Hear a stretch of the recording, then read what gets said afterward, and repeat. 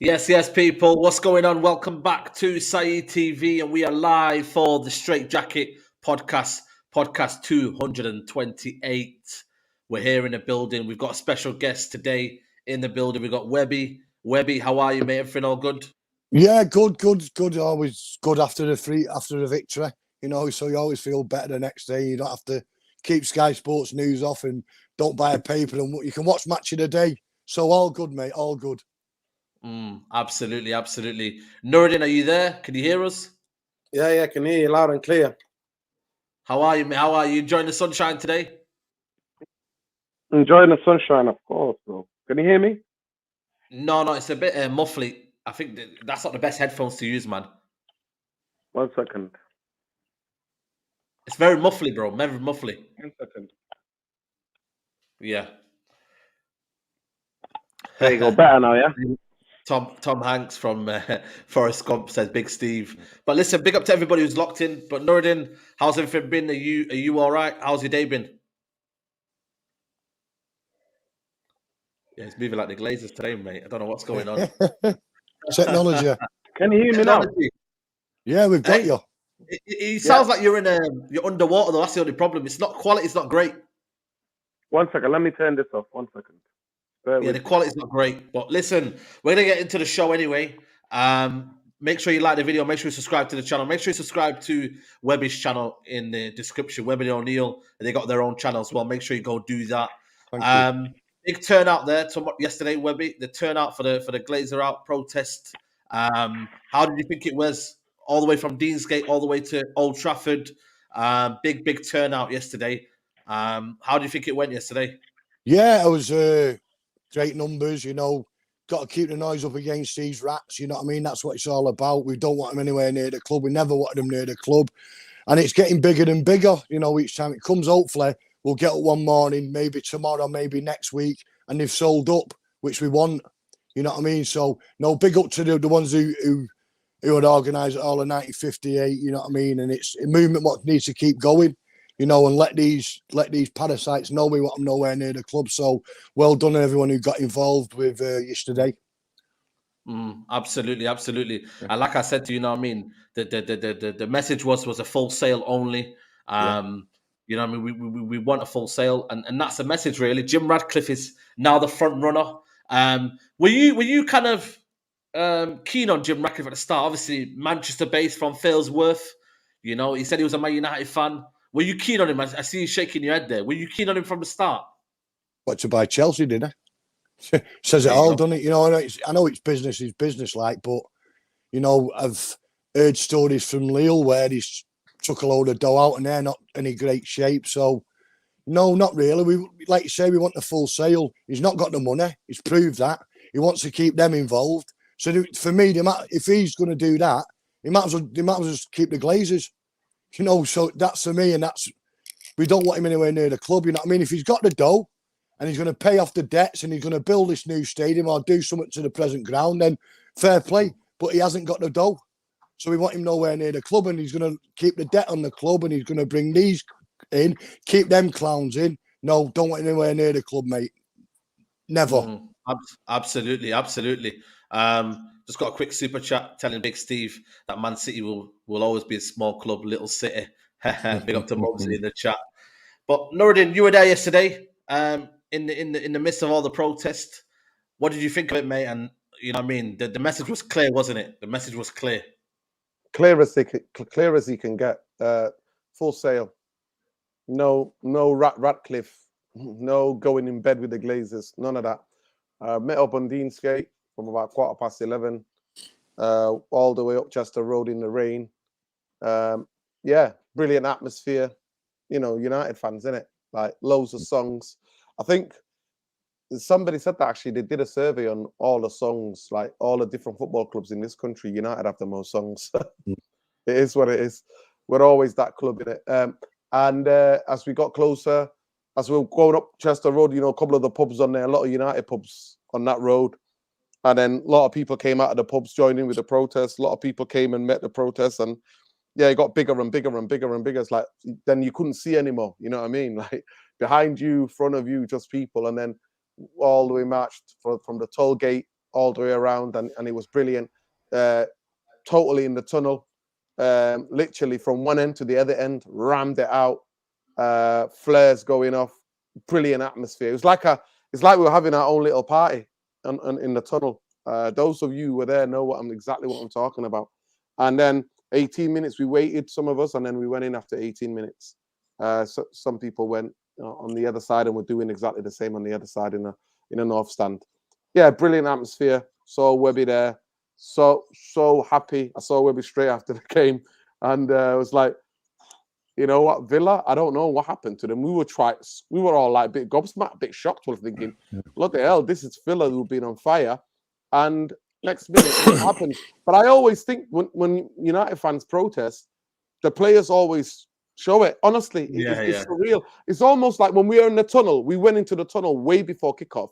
So it's like they can hear us in the tunnel. Do you know what I mean? Like they can hear it in that Mooney tunnel. They can hear the atmosphere. And players are like, players turn up. I remember the other massive protest against the Scousers. That again, the players turn up. So if they need any inspiration, we're always there. You know, we're having a party outside. And you know what I think about mainstream media? You know my criticism of the press. They don't really understand Manchester United. They don't really want to understand us because it's easier to talk about Manchester United in ways that sensationalizes the headlines. But I thought on the whole, those journalists that were embedded within a protest, that followed us from Deansgate all the way up to the club, they said it. They told the truth. They said it's a full sale. So this Jim Ratcliffe, that's what his new name is now. And I don't know any of this Sir business. Listen, I don't subscribe to all of that. So all I say is the Ratcliffe is going to be the same, and we're going to do that on United Real Therapy later. But it's simple. The protest continues. The struggle continues. The fight goes on. If that's what's going to happen, and any of the press who are manipulating this, making it look like he's the front runner and all that, it is what it is. Nobody knows. Everybody signed a non-disclosure agreement. All these figures bandied around. Everybody's guesswork. We said it on a Straightjacket before. A lot of guesswork. But what's being reported, and it's true apparently, that because he can't compete to take over the club because he don't have the money. He's gonna basically, I want partial. So that's his only way to try to get into with the Glazers. It's like partial. No, we want full sale. We don't want an ounce of Glazer mentions anywhere. Soon as that takeover is done, the Glazer era comes to an end complete. They're not welcome. I want owners there that know that they're never welcome in that stadium or anything to do with Manchester United. That's it. They can ride into the sunset. Right into the sunset with their whatever 5 or 6 billion, however much they're gonna get, right up to the sunset, because you're not gonna get it any other time. Trust me. But if he comes in, I think Radcliffe is more debt. At the end of the day, it's more debt, and everything's slower. But if Qatar was to come in or somebody with that wealth comes in, they can make mistakes and fix up, look sharp. Radcliffe, the rat comes in. If he makes 1 or 2 mistakes, we're here for the next 20 years, 15 years, battling against him. Yeah, 100%. You're right. I just got a quick super chat here from Zayn Yasser saying, Qatar can buy Arsenal, shark will be hunted, Big Steve. That's a message to you as well there. But there was a quick update today on the ownership. It says here, and this is from the Telegraph, Jim Ratcliffe and Sheikh Jassim want to be in control as soon as potential deal is made, so they don't have to wait till the end of the process to act. However, it's unlikely the Glazers will accept before a sale is complete. And it says here, Ineos is asking for immediate transfer checks from the moment a potential deal is done. Sheikh Jassim wants broader control. This suggests that they are considering the possibility of the process extending beyond the end of the season. It's getting to that point now, isn't it? Where it's getting a bit, we wanted to hear something round about now. You know what I mean? It's now, getting into May now. Could be the end of May, and then we're biting into the end of the season where the transfer window comes in. So it doesn't help the team, does it? You know what I mean? And Ten Hag does it, all this malarkey. No, because obviously when all this noise come out, we as fans wanted it now, wanted it then, and it's just dragging on, and then a second bid and a third bid, and now they're saying it could be into the start of next season. Just basically, I think the word on the street is that the 6 children of the main rat want £1 billion each. So hopefully they'll get near that. And then like you're saying, just go away forever. Just go away. You've had us over for 18 years, you know, and labelling this debt on the club. And look at Old Trafford. I was speaking to someone yesterday at the ground. He went, "Oh, it's my first time at Old Trafford. Look at the stadium." I thought, it's falling down, mate. It's absolutely falling down. And it's heartbreaking. It's like when you look at Spurs, that stadium they've got. You look at Leicester City's training ground. No disrespect to Leicester, but why should they have a training ground better than Manchester United? You know, Leicester on the verge of going into the Championship, but we probably want to, you know, the investment's not there. It needs doing. And I was doing the end of the match preview with Tony today, and we do it on the top of Hotel Football. Yeah. And you can see the framework and the moss is growing back and it's going black, and it's heartbreaking. You know, I'm not saying I am saying we deserve the best stadium in the world because we are the biggest and the best. You know, and you look at ours now and you proved it that with the finals, we're not getting those finals. And let's hand on heart now. If you look at the Premiership, there's 20 teams. What's Old Trafford standing at? Is it going to be 9, 10th, 11th, 12th stadium? Probably. It's like the Everton Stadium. Man. Let's be real. Goodison Park's better than Old Trafford.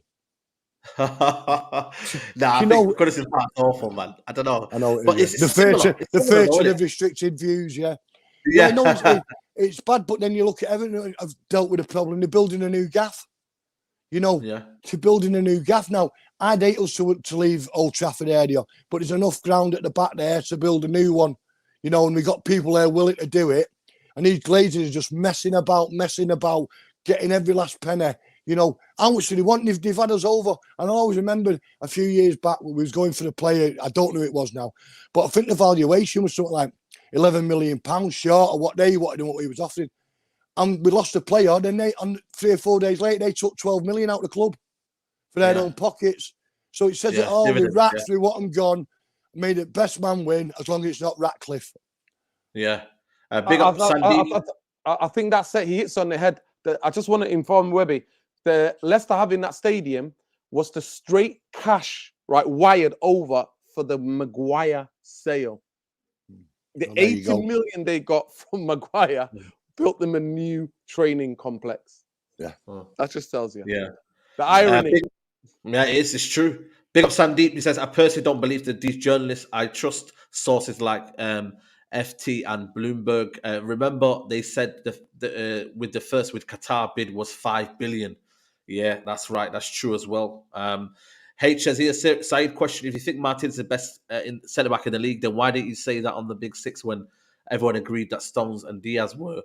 Well, listen, that's just everyone has their own opinion, and that's my own opinion, innit? You know what I mean? I'm never going to agree with everyone, and that's just that, mate. But I think for me, the question, Nuradin, is that what next, though? You know what I mean? If it is that situation where, you know, he does go in the club and Glazers do get a 20% stake, then is it a case of like the fan base stand and unite and it is Ratcliffe out, or do you think the apathy in the fan base? Because let's be honest, the stadium was full yesterday. You know what I mean? There was only a section of the fan base that didn't go in. So, you know, I see the megastore full, mate. There's a protest and the megastore is full. So is it going to be a fan base that, you know what, we got new owners now, let's just carry on. Let's just carry on now and let's move on. Well, for some, yeah. Listen, the most difficult thing about us is that, Webby will tell you, like, it's that 20,000 fans left, set up their own football club. Do you know what I mean? Like, it's crazy. I know that's crazy to this. It might sound, there's families that don't speak anymore, like brothers who don't speak that I personally know, they don't speak anymore because one of them decided to go to the game and the other one's like, nah, I'm done with Man United. This is what the Glazers have done. Is not something that we didn't see. We didn't sleepwalk into this. Everybody could see what was coming from day dot. So if Ratcliffe, everybody can see what was going to happen with Ratcliffe and keeping them in. For me, you are the ultimate traitor. I can't stress this enough. You are the ultimate traitor if you keep the Glazers in. That's what you're doing, is prolonging the pain and the suffering. So for me, some fans are apathetic. Some fans, you know, I remember I told you, you were outside the stadium and I was dashing out Glazers out by placards. During after we came back from lockdown, football started again. The Brentford, the Brentford game, the friendly, and it was every 3, one person was taking it from me. Like, so we know that our fan base is varied. We have a very much varied fan base, and a lot of people. Why you see the megastar, you know, I've not been in there for 18 years. since that first protest, Webby was. I think Webby was probably working that day. Probably was, yeah, I was, yeah. When they came in, and Webby, please to let people know that, because why I mention it, people are like, "What?" It was a full-on riot. Biggest police escort outside Old Trafford, escorting the vultures out of Old Trafford. Bins, and I got clobbered by police. Like, honestly, wrapped around my head, sticks, those old school sticks, 2005. Bins were on fire. It looked like a war zone outside Old Trafford, right? So from then day, we knew there were people going to the store. I have never been in that store ever since, right? Yeah. People have bought shirts for me, right? And I've had to tell them throughout the years, don't buy anything for me, right? Don't ever buy anything for me. But that is what's happening. So there is the fans, there are loads of different fans. When you're that big, you've got 75,000 fans going in there, and they feel differently. A lot of them may be apathetic, a lot of them are hardcore and want the Glazers out. So that, to me, nothing going to change. The fight continues. The fight continues till we get him and those two out as well. I always remembered, was it Ratcliffe who said he spoke to him before all this bid coming in, and he was so pleasant about him, and I thought, you're getting in the same bed as these. You know, saying I've met up with him, they're real nice blokes and all that, and they're not going to sell because it's their club. And I thought, aye. You know, if you're the so-called United fan from Failsworth, you want them out as the same as me from Salford. Don't be saying they're nice, because they're not. They've ripped the club off and took all that money from the club you so-called love, James. And you don't, you know, you're in bed with them. And this, we don't know about this, could have been spoke about months ago when you had this little meeting. Well, if I buy this and bring this and we can keep you in and you can still get your nice bit of money out of it, you know. But like you're saying about that riot that night, that was funny. You know, from the day 2005, we wanted them out, and it's got bigger and bigger, you know, and there's plenty of things what's in me. I remember Beckham wearing the scarf against AC Milan, and the manager picking up the scarf yesterday.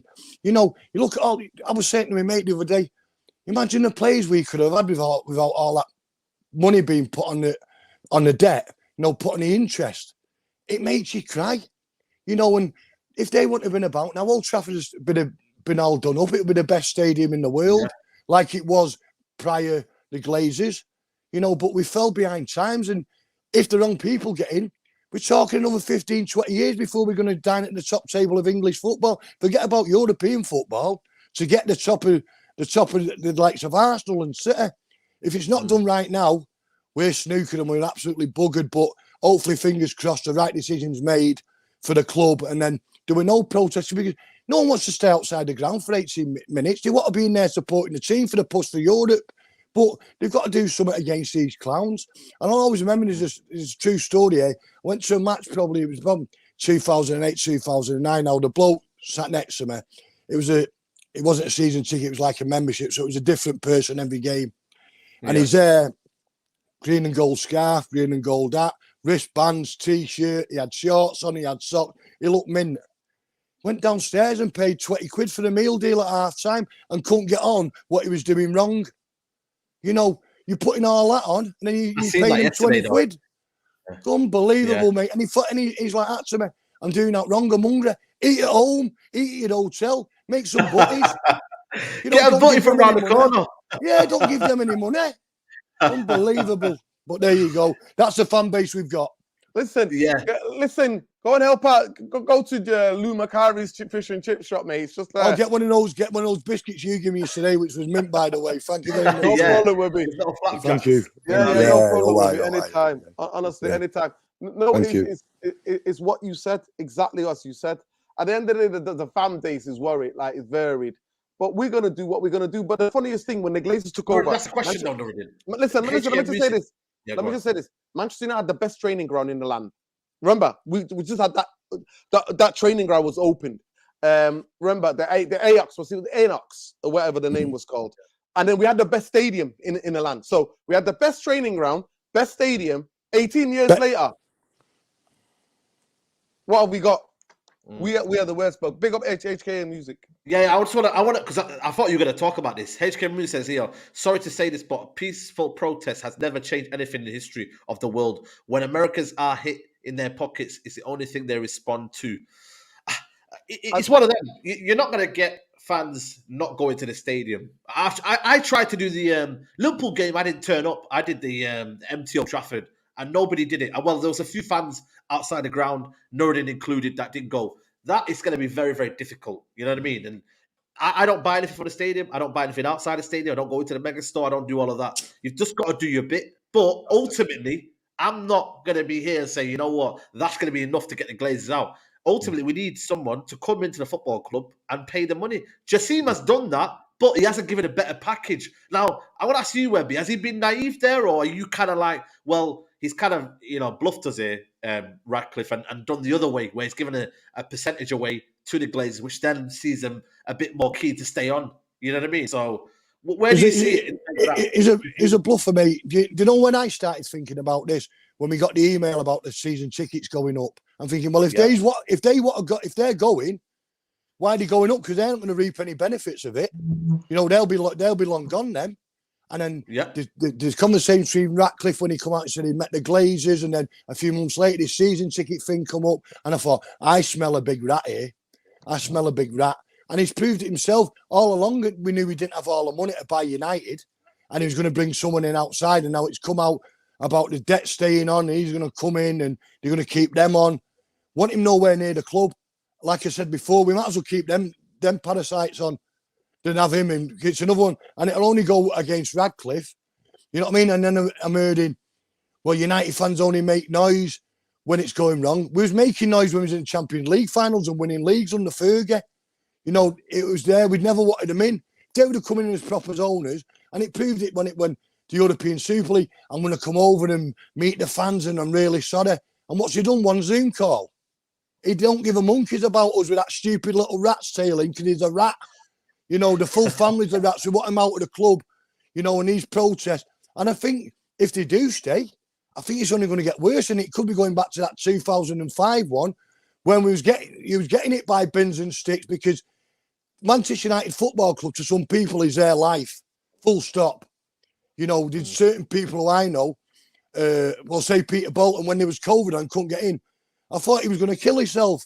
He goes to youth cup games, reserve games. You got people like Barmy Kev. I remember Barmy Kev ringing me up once. Webby, what you doing? It was a Thursday night. I went, nothing. He went, do you want to come watch the reserves at Birmingham? That's what their life's about. They love United.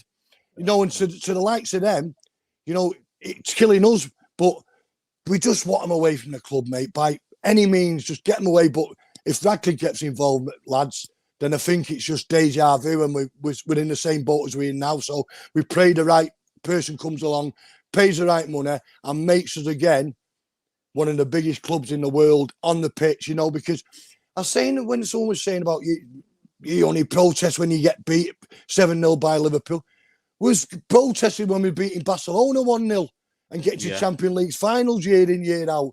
Absolute clowns. And this bloke was from the press. You're only doing it because you got to beat a few games and you're out of Europe. I'm like, look back at the history. Absolutely rubbish. We wanted these out when we was beating teams 9-0. And it proves every time a goal goes in a match, the louder we want Glazers out. So it's Qatar for me, and we pray it happens. So please, God, let's get it done. Yeah. To me, it's simple. Just to add on what Webby's saying, it's people like that talk shite in it, that Simon Jordan and all those absolute muppets in it who just want to. See what he said today, by the way. The fans should put money in and get it up to 6 billion, and you know what I mean, and help out and whatnot. Yeah, I mean, you know what? He's only on that station to drive. That's what I'm saying to you. But I'm mentioning him because clowns like him who are failed. He got bullied out of Crystal Palace, bullied out, right? Bullied out. Thought he could be mixing with the big boys, and he got found out that he's just a boy, and he will always be a boy. Now it's on Talkshite. They give him a home to spouse all of this nonsense like he's some expert as well. So he knows nothing, because to be a United fan at the height of the green and gold. Man United were winning 3 titles back to back. And that's what the whole half of the stadium was covered in anti-Glazer. Love United, hate Glazer. So with all of this kind of rubbishness that happened, it's only because now you can see it on social media. Social media wasn't around them, but the people that were there. And you knew it and you heard it. So it's simple. For me, the fight continues. The rat will be the rat. At the end of the day, the reason why he was talking the way he was talking, what Webby was saying before about the interview he gave to the Financial Times that time when he was saying, oh, the Glazers are nice people, because he's a rat like them. He's a rat like them. You know what I mean? These billionaires, majority of them are rats. That's how they make their money. So Can I ask you to a me, question, the Nuradin? debt will stay. The debt will stay with me. Do not make this. Ineos are not going to partake the debt. The debt stays. The debt will stay with Manchester United. Yeah. Now, ask you a question, though, Nuradin. In that, though, this is where the worry is, isn't it? The decision is out of our hands. It's in the Glazers' hands. And, you know what I mean? Ultimately, that's probably the worst thing. You know, we've been in their hands for the past 18 years. Now it's in their hands where the decision is, in it. So it's quite worrying, isn't it? When you think about it, like, we don't have no say. We could protest, we could do whatever we want. But money talks, Nuradin. The package talks. And ultimately, the next 7 to 10 days will determine where this future club goes. He could say at the end, you know what, the Glazers, I want to try buy you out later on and down the line. He might play that to the fans. That's what I'm trying to say. But he's starting off on the wrong foot, aren't you? If he says to the Glazers, if he says to the fans now, the Glazers staying, but ultimately I will find when I get the money and I understand that, that's when I'll basically buy them out, and through buy the stake out. That's where I think they're going on the wrong foot. Saeed, we reject that. We reject that. We want a new start. It's been 18 years. We deserve a new start. If you can't afford the football club, if you can't take over 100% of this football club, get out. Get out of the bidding process. You haven't got the money. Get out. Let somebody else who has the money do that. If you're truly a United fan, if you want us to believe, right? If you want us to believe you're a United fan, do the honourable thing. Think and act like a fan. Think, you know what? What's best for Manchester United? What is best for Manchester United? And I'm sure Sheikh Jassim or the Qataris, you're more than welcome. They'll give you a seat on the board or whatever.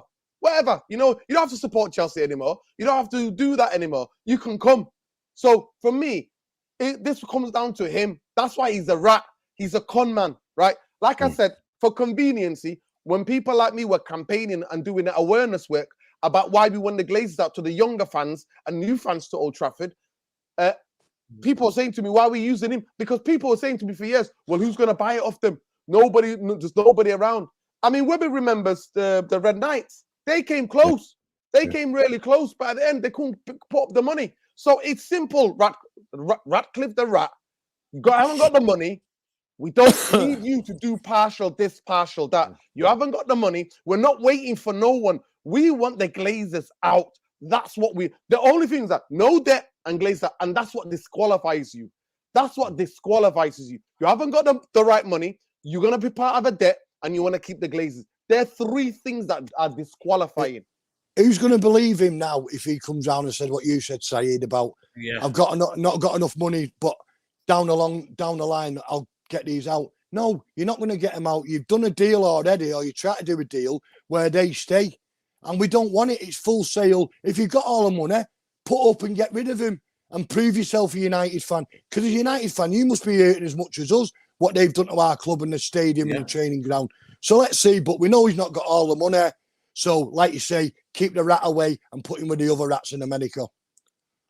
Absolutely. And it's good to see Ten Hag as well, by the way. To pick up the Glazer scarf. You know what I mean? He knew what he was doing there. You know what I mean? Like, people are like, innocent. Nah, mate, listen. He fought that Glazer scarf up. You know what? He's with the fans. He has to be on the fans' side. He can't come here saying, well, it's not my job. And, you know, I understand he's going to say that to the media, but if you could do some little prompts here and there, let people know, you know what, I'm with you lot. Go on then. And that's a good thing. Same thing with Beckham. Remember, Nuradin Beckham, when he put up the scarf. That night. We were there. I was at the lower tier of the Stretford end when the kid threw the scarf at him. When the kid threw the scarf and he picked it up and put it around his neck, and that got the biggest cheer. We came out of that stadium buzzing because we're like, here's somebody who's actually a United fan. You know, people forget that Beckham was a United fan. The proof's in the pudding. Come January, we was there and thereabouts of putting a challenge in for the league. You can imagine Ten Hag's gone to the powers what be and said, give me 50, 60, 70, 80 million to get a top-notch centre-forward. And they've knocked him back and we got Weghorst. Now, I'm not going to slag Weghorst off, but never in a million years a United player. But that's what we've got. That's what we've got to deal with. If we might have got a decent centre-forward round January, who said we won't be clutching behind City now? You know, clutching on the coattails going into the last 6 or 7 games. But we got Weghorst and we had to beg him to get him from Burnley. But Webby,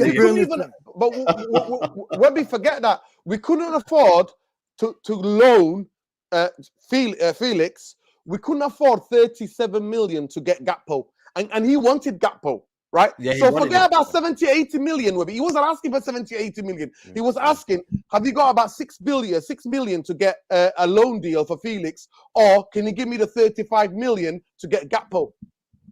And they said no. They said no. They said no. So to me, like people are like, oh, he knows exactly what he's doing. He knows when he comes out of that tunnel, he looks back. You know what? I sit right next to the tunnel. Yeah, he looks back and he sees all the banners. He sees all the green and gold. He knows when he's on the touchline, when everybody sings "Stand Up If You Hate Glazers," rings around, and he sees everybody standing up. He knows what he's doing. He knows. He's standing up with him. Yeah, he, you know that he picked up that flag to say, I know what the fans. And you know what? On the press conference after the game, guess what he was asked? He was asked, "Oh, some of the fans didn't come in. Do you feel any way towards the fans?" He was like, "I don't know what you're talking about. The fans, the connection between the fans and the team is fantastic. Look at our home record. The fans are always there to support us." So when the journalists try to snake out an answer from him to say, "Oh, did he not feel supported?" He's like, "The atmosphere is fantastic. The atmosphere is up." And the biggest thing for me is when he comes out of the tunnel for the second half. He came out in the second half and he was like that. He gives us like that. Come on, and he points to the team. He literally does that with his hands and then points. He's very supportive. Yeah, he's very supportive of the calls. Anything that the fans are feeling, he wants to feel it with them. You know how before normally you kind of like, sometimes Ollie would say things and you kind of maybe protecting the Glazers a little bit. He's coming out here and, he wants to hear the fans and, he wants to kind of feel the emotion of the fans. And that's what we want, because it's a united effort. Because he's going to be part of it.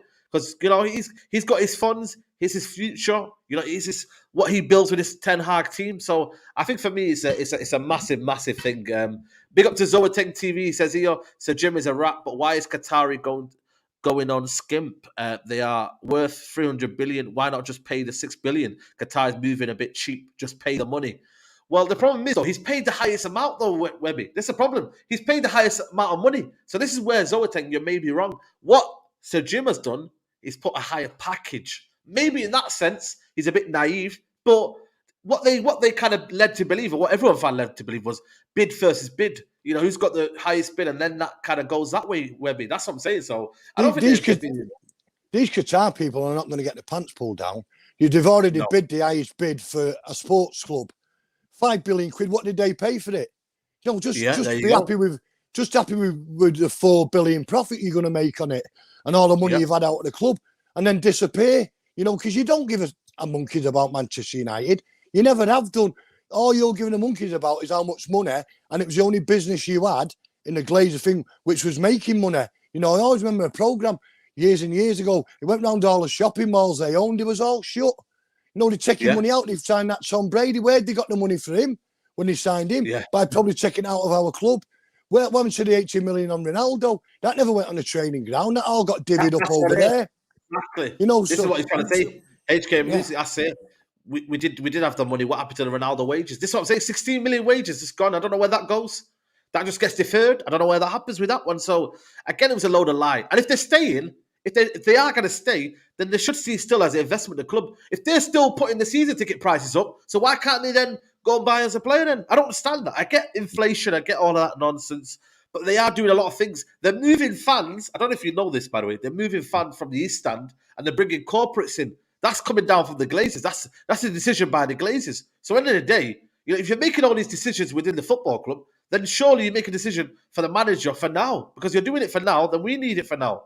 So, listen, man, I think for me, it is getting sorted, and it is getting sorted quickly. We're fast approaching the season. When does the season finish? 4 weeks? Is it 4 weeks after the season? I think it is. Yeah. And then that's that. Season's done. So we need to hear absolutely quickly and swiftly. But big up to everybody who's still locked in here. There's over 800 in the chat. Make sure you guys are liking the video. Make sure you're following Webby on his channel. The link is in the description. Webby, season so far. What do you make of the result yesterday? And just in general, Ten Hag, what are you thinking, man? Big result yesterday. We should have battered them, man. We spoke, didn't we, before the game yesterday and said, I was really worried about yesterday's game. We could have watched Villa destroy Newcastle, and let's have it right. Newcastle had an half-decent team, you know what I mean? And they destroyed them. And I was worried about yesterday, but I just thought that first half, probably the best we've played this year, you know, and people keep going on about, like, obviously losing Varane and Martinez, but Kershaw looked like he's been there for 15 years and, you know, he's playing great. And Lindelof looks a better player without Maguire anywhere near the team. And, you know, and Casemiro was back to his virtually his best yesterday, because I thought since he come back, I thought he'd been a bit quiet and a bit poor. But I thought yesterday he was back to his best, you know. So, no, great 3 points. And I said that on yesterday's video. Some massive 3 points, you know, going into a game on Thursday night against Brighton, who are a good team, who are playing well, who obviously destroyed Wolves yesterday and going to be up for revenge after the cup final. So it was adamant that we got 3 points yesterday. I know we end on the end, but we had enough chances to win probably 2 games of football there. You know, some good goalkeeping, some bad decisions, you know, but massive, massive win yesterday. And on Ten Hag, you know, how much Spurs must be kicking themselves now when he went for that job interview and he said he wasn't good enough. You know, someone who said to me, start the season, 2 cup finals, top 4, I would have bit their hands off, would have probably laughed at him. But no, fair play. And if he gets the right money and the right backing, who says we can't put a challenge in against City next year? Because Arsenal this year, that's been their chance to win the league and they bottled it. They won't get a better chance. City's going to get stronger. Newcastle will get stronger. Chelsea, can they get stronger? You know, about 50 teams, aren't they, Chelsea, at the moment? They need a manager.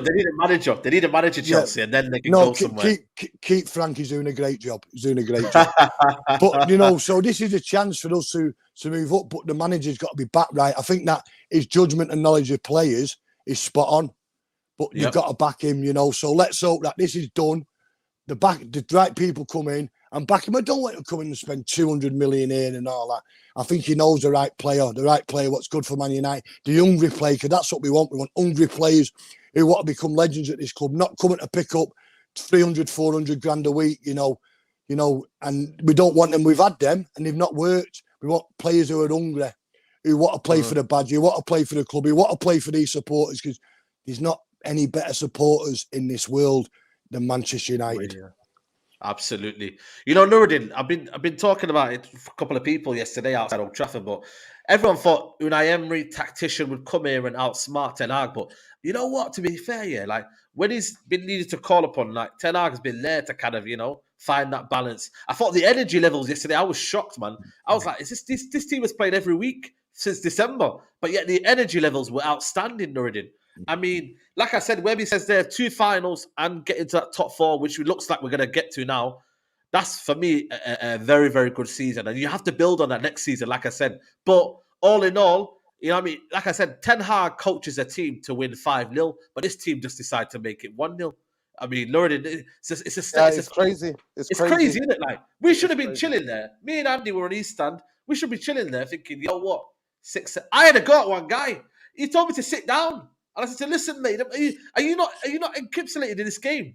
And he was like, sit down, I want to watch the game. And I went mad at him. I was getting the frustration at the team, but I was going mad at him for some reason. But I thought, all in all, I was just so frustrated. My head was gone because I thought, it needs to be 5-0 here, but we're not doing it. It was tactically, it was really fascinating because they play Ramsey and McGinn as kind of like inverted, kind of like midfielders that are wide positions, but they come inside. They play very narrow. To me, you come into Old Trafford to try to play that high line. Not many teams do. Usually teams come and sit back. You know, Everton did it, got slaughtered. You know, I mean, we could have been 6 or 7 out of sight in that game in that first half. Yesterday, obviously, I missed the first 18, 19 minutes. But what I saw was that Villa tried to play this high line, and we were not getting it right. But for me, it's down to fatigue this season. When we finish the season, we're going to finish over 60 games, right? So it was fatigue. You don't make the decisions. But I thought what Erik ten Hag did, tactically masterclass, literally used the strength of, you know, the strength and the way that they've been doing, used it against them. Used McGinn and Ramsey position against them by picking energy, picking Sabitzer, Bruno, Casemiro back to his usual self. You know what I mean? Obviously. And you can see he's the type of player that needs games and games to get back up going again. So we used that and we ran at them. We had more energy than them. We bullied them on the press. We squeezed them. and they just try to play a high line with giving us the ball, and then it's not as easy to press Lindelof and Shaw. It's not easy to press them because you see, some people would not have seen this, but did you see that sometimes that Shaw and Malacia swapping places, and at times Shaw was stepping into midfield. Shaw was stepping into midfield, so we bamboozled them with the position of the players. And for once, we kept the ball quite well. Even in the second half, when they came into the game, we kept the ball quite well. So for me, it should have been. It should have been. I mean, Casemiro hits the bar. Rashford should have had at least one. You know what I mean? Couple, man. You know, that to me, it should have had one. And that penalty, I don't care what anybody tells me. That is the clearest penalty you'll see all weekend that was not given. Chambers comes on like a dopey donkey that he is, comes at the back of Rashford and throws him to the ground. And I'm like, and then 2 minutes later, Man United win the transition on the ball. Sabitzer touches, I think, is it Kone, the centre half, touches him on the shoulder. The kid rolls around, straight away free kick. So it was crazy watching that game yesterday. But you know what? Towards the end of the last 10 minutes, I didn't see them create any clear chances. And when they took off Guandia, I was like, get in. He took off Guandia and I was like, get in. Because that's what and Diego Dalot, Casemiro stepped up yesterday. And he cleared one off the line. He blocked the one shot that they had. Victor, Iceman. And it shows you, innit? When you become you get disparaging comments because you play with somebody else who makes everybody in the team looks bad. And now it's so surreal that some United players and that are covering for I don't know, it'd be the type of Maguire thing to say to them, "Oh, I'm not being fully fit." Come on, Maguire, you're not in the team, mate, because we know if Martinez and Varane are out, we've already got two guys who can play there. And actually, me personally, Luke Shaw looks better as a centre half than he does than as a left back. Absolutely. Sigmund here says here, if we get new owners and things didn't end up being the fairy tale we're craving, would you support a group's rather protest a state single company? Webby, give you that one first. Would you do that? I don't think it would go bad. I really don't. You know, we've looked at what the tools previous managers have had to use under this ownership, and obviously it's not been great. And there's one thing what we never do as fans: we never go against a manager. We've never gone against a manager. No. You know, there's a bit of Fergie all those years ago, but football was different then. And I just don't think they go against the owner. I think what we want is just that fresh start. We want these 18 years not to be forgotten about, because we've had some great teams in those 18 years. It's just the owners. And I don't think it would go bad. What would be better than going into a brand new stadium in Old Trafford? No, sitting in your seat where you're not. Would you want a new stadium, by the way, Webby? Would you want a new stadium if they had an opportunity now? Would you have one? I think you got to modernize. But where would we play? There's nowhere big enough for us. Where Tottenham were looking, because they had Wembley. League Village. Yeah, but imagine City's not. Even if City would share with us, it's not big enough. They'd have to put scaffolding up every week. You know what I mean? Or say to someone, you can go to 2 games, but you can't go to the next 2. So no, there's enough land at the back to build a new stadium. We're still in Old Trafford. You know, you've got to move with the times. You know, you look at that Tottenham stadium, out of this world. Like you're saying, you can't stand still. For everyone, stay at Old Trafford. You know, make Old Trafford, but we can't do it. It's impossible to do it up while we're still playing. There's nowhere big enough in the country, unless we go to Wembley every week. You know, and we're not going to do that. So, to be fair, we've got a lot of London United fans, so it might be well over there. But build it at the back of the ground, make a brand new stadium, as we've seen in the plans. Happy days. We're still in Old Trafford. We're still home in a brand new gaff. There you go. Yeah. You're on mute, Nuradin.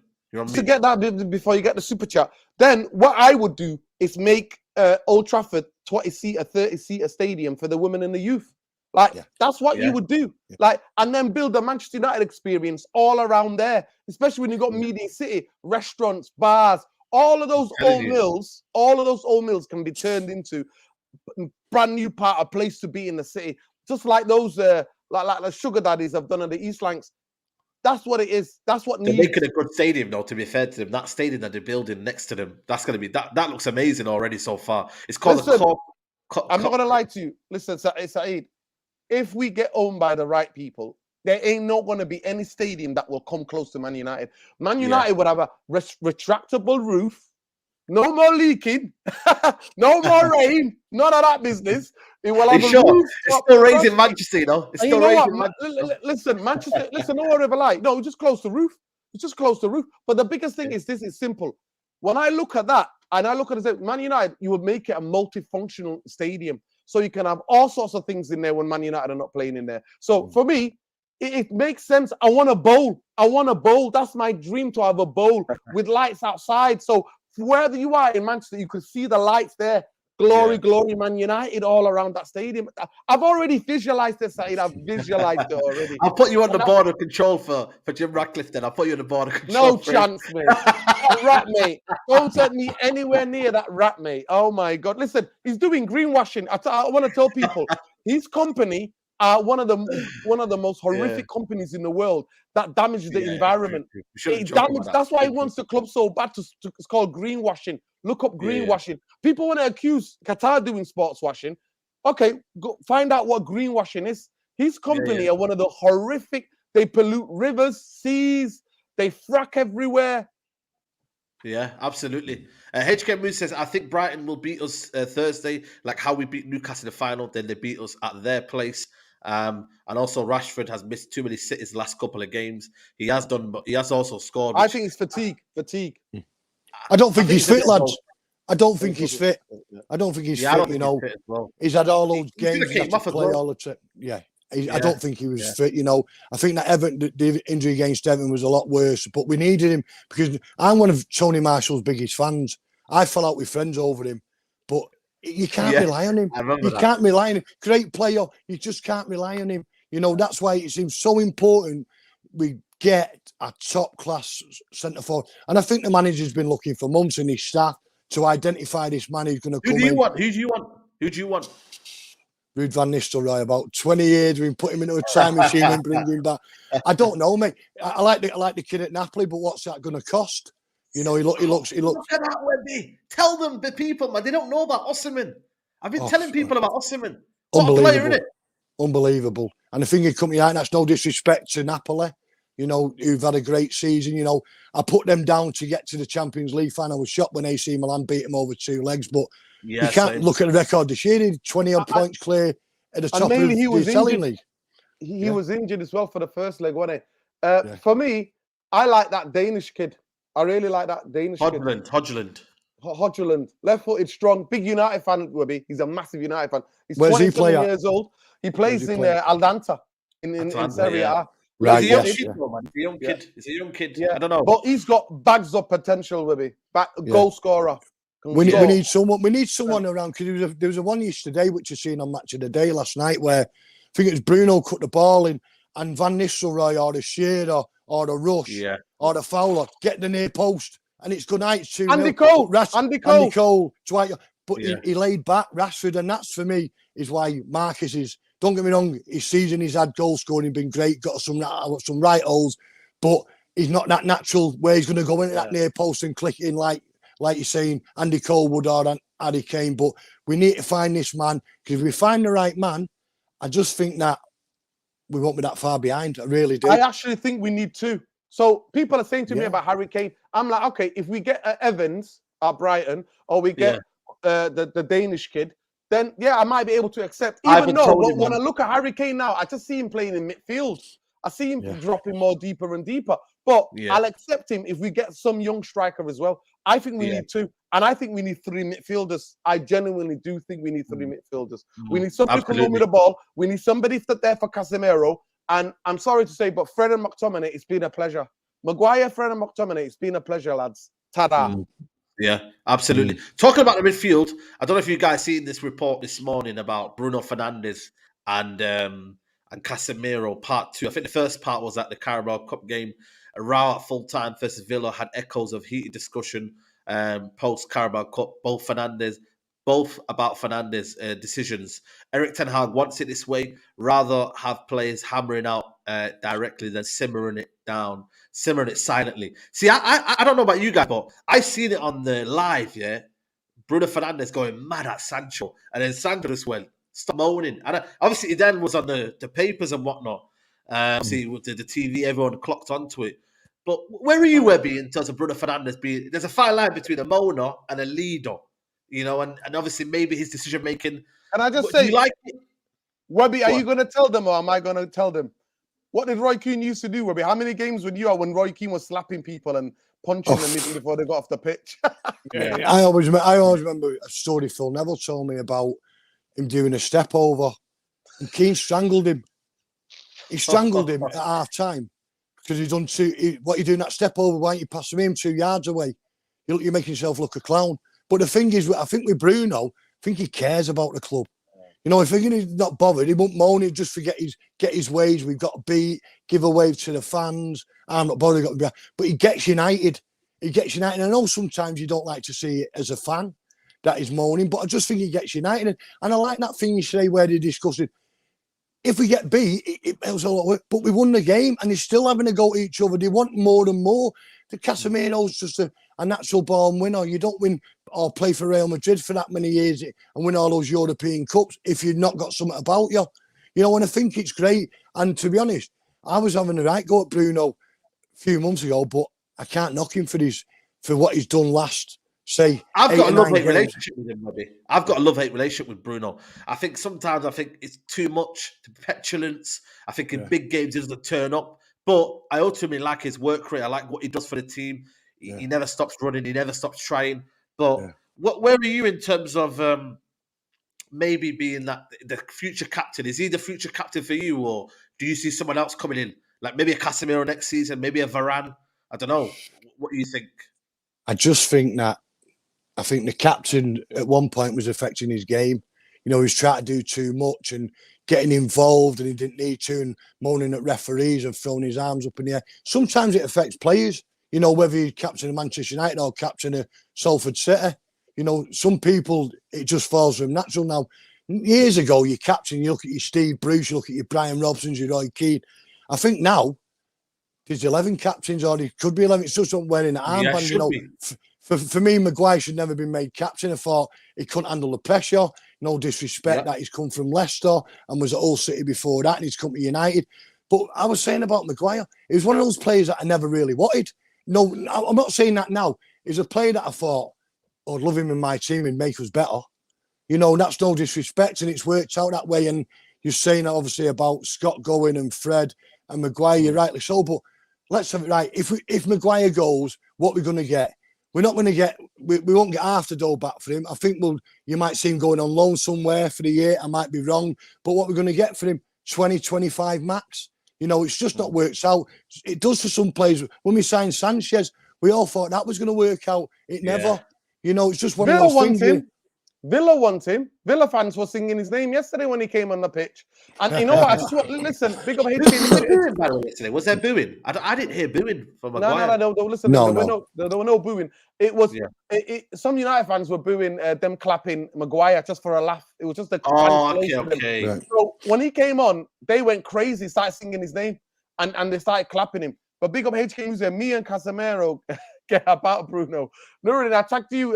Didn't you see the response on Twitter? Listen, at the end of the day yesterday, because I was at a protest, I was tagged in so many videos.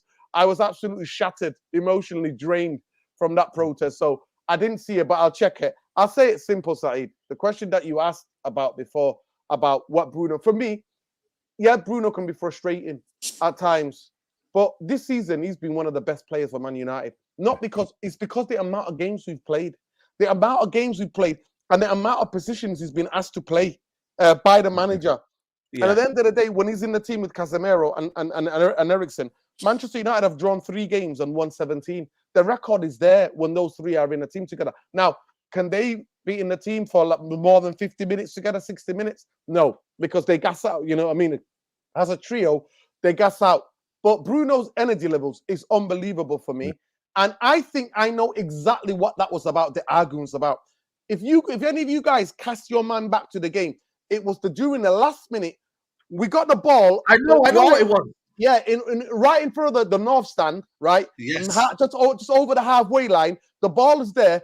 Bruno, Martial makes the run down the line. Yes. Bruno doesn't play it. He checks back inside, and then they come with a hard press with McGinn and the two. You know, Shaw went mad at him as well. Shaw went mad at him as well. Yeah. So basically, so Bruno does this drop back, keeps it, other than just clip it down the line. Martial holds on to it, and we get a throw in down that line, and then we see the timeout. That's what it was about, because Casemiro slid in to win the ball back. And then Bruno gave the ball away. And then you can see Casemiro doing this with his hands. Like, then McGinn took the ball, and he's like that. So Casemiro's running right back into defense. And obviously, it was Malacia who fouled somebody. I think it was McGinn or somebody. It was Fred. No. It was Malacia. Malacia fouled. It was the last foul. You're talking about the last tackle at the end. It was Traore. Traore took him.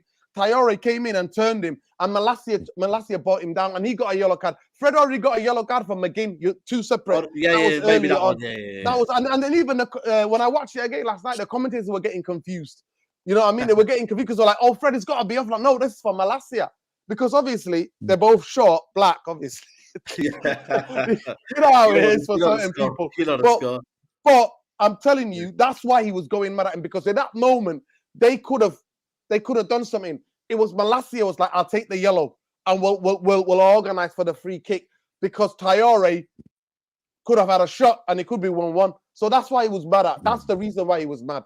And people don't understand that. It was same in the FA Cup, just simple things. And Webby will tell you, I remember as a kid going to that stadium, Bruce and Pallister and Schmeichel almost literally wanted to kill each other. Watch a fight every game. Honestly, it's surreal. It's like surreal where certain people are like, "Oh, when did this ever become bad for the game?" Paul Ince absolutely bollocking and fighting first join, going down the. What the hell is this? What is going on here? Like, it's part of how you build winning mentality. Winning mentality. Yeah. Last question before we wrap up here. HK Moose says, my question is, can Bruno play most of our league games and win us the league or Champions League? Be honest, Bruno is a try-hard. The quality on the ball isn't there. I think ultimately you have to have a squad though, innit? I think one player's not going to win the league.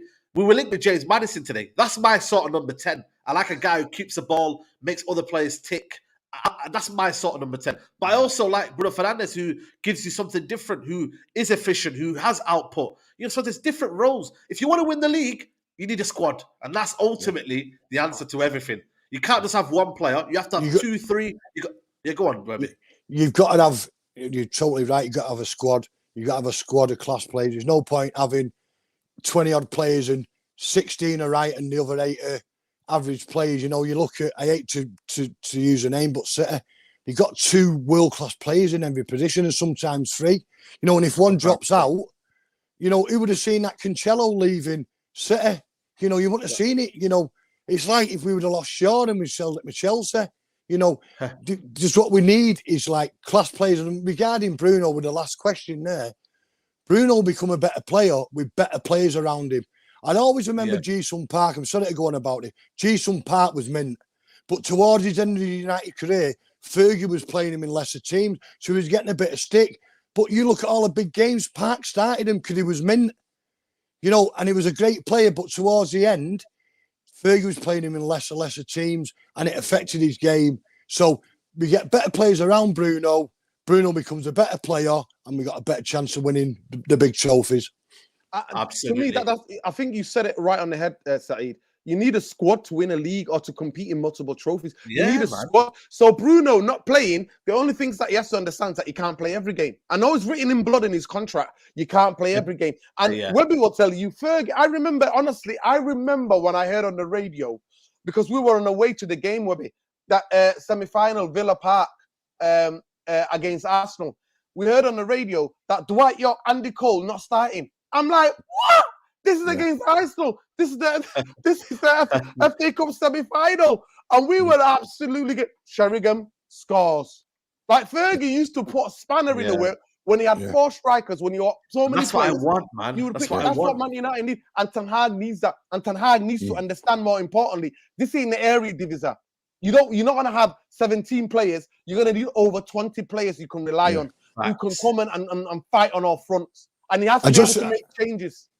just before we wrap up, lads, I just think this year you look at some of the cup teams he's picked and you thought, Christ, how strong's that? I think he's just got to realise, of which I think he will for next year, that players need a rest. Because when Bruno come off at Wembley, who would have thought you would have seen him at Spurs?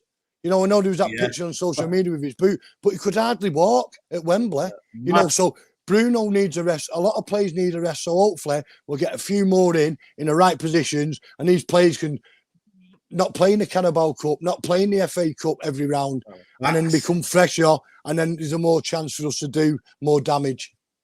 Yeah, absolutely. By the way, Webby, you were saying about you didn't want Maguire. There's a video on this channel, me telling Saeed, Maguire is not the answer. And who am I? A kid from about 4 years ago. You. Who the hell am I? Kid from offside lives in you. I thought we were the league. You remember Rick Rowe's video outside Old Trafford when he was all laughing at him when he said Smalling was a better defender. Ricky, and they all laughed at him. Ricky knew. Ricky knew the score. You know what I mean? You look at Smalling there smoking cigars the other night when I watched him, and Maguire's tackling his own players. There you go. There you go. It's not worked out for him. It's not worked out for him, but there you go. Totally enjoyed that, lads. No, you know what, man? You've been unbelievable, Webby. It's been a pleasure. We'll always see you outside of Trafford. Yeah, definitely. You need to get Webby back on because he's got to tell the stories. Webby has got documentaries and books. Webby can write 10 books if he wanted to about Man United. So some of them won't know who Webby is. Webby worked for Man United, was flying out matches around Europe, everywhere, doing personal protection to Fergie, to every United legend. Fergie, they know Webby. That's how connected Webby is. Absolutely, man. But Webby, it's been a pleasure. Let them know where they can find you. The channel's on the link, but let them know what you do on Webby. Yeah, with me and Tony set up a channel in lockdown, just so much to two United fans who got over 18 years experience of watching United. It's just two like you two in the pub having a chat about the things you love. Yeah. So come over and join. We've got some great interviews on there with the likes of Gary Neville's, Paul Scholes, Tim Burgess, Ant Corolla. There's loads on there who are my friends who have come on the channel, and they all love United like us. So, have a look at it. You might like it. So, the Webby and O'Neill channel on YouTube, it's a laugh. They don't hold back. They like the Straightjacket podcast. They don't hold back. They don't hold back. That's how we call it, man. Big up to Nuradin. Make sure you head over as well. We're going to go live after this as well, and make sure you do that. Big up to everybody who's locked in. Make sure you like the video. Bottom right-hand corner. It doesn't cost you a penny. Make sure you like the video. A couple of people say they're subbing right now to your channel, Webby. So make sure you go and do that, people. And guys, we'll see you tomorrow, the next upload. Take care, guys. Bye-bye.